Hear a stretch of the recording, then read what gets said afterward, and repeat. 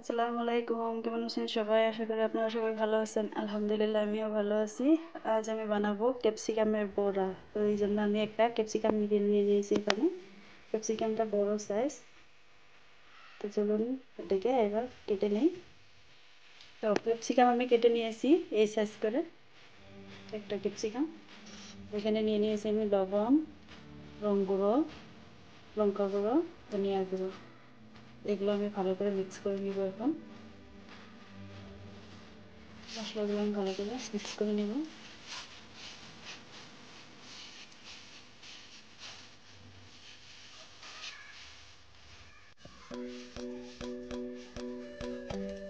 তারপরে এইভাবে মাখিয়ে নেব মশলাগুলো।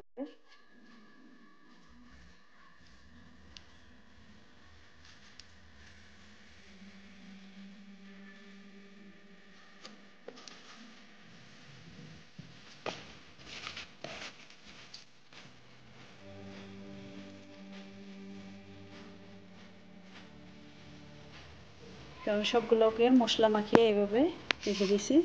এদিকে আমি নিয়ে নিয়েছি আরেকটা বাটিতে আমি নিয়ে নেব বেসন,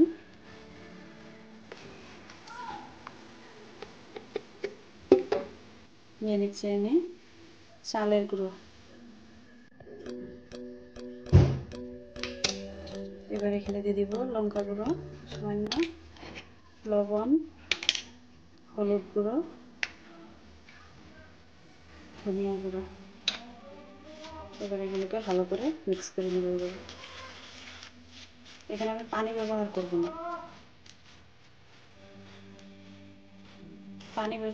না, আপনারা চাইলে পানি ব্যবহার করে এটাকে ডো বানিয়ে নিতে পারেন। এটা আমি পানি ব্যবহার করব না। আমি ক্যাপসিকামটাকে এইভাবে রাব করে নিব।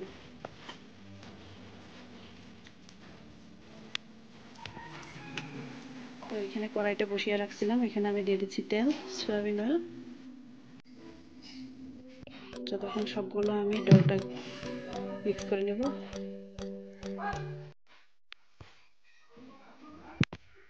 তো এভাবে আমি মিক্স করে নিয়েছি।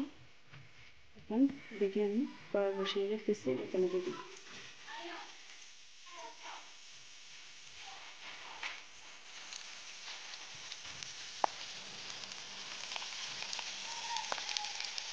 গ্যাসের ফ্লেমটা মিডিয়াম রাখতে হবে, না হলে এটা ভালোভাবে সিদ্ধ হবে না, পুড়ে যাবে।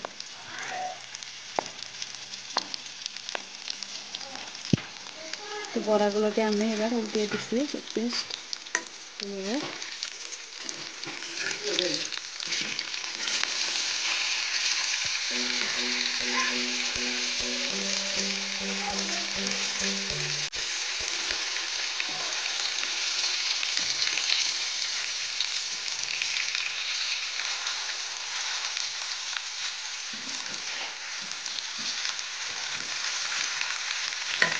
এটা দেখতে পাচ্ছেন কত সুন্দরভাবে একটা দিকে ভালোভাবে সিদ্ধ হয়ে গেছে আর মুচমুচে হয়ে গেছে।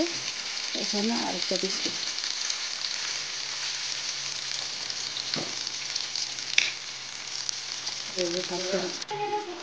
তো আমার বড়াগুলো হয়ে গেছে, এবার এগুলোকে আমি নামিয়ে নিব।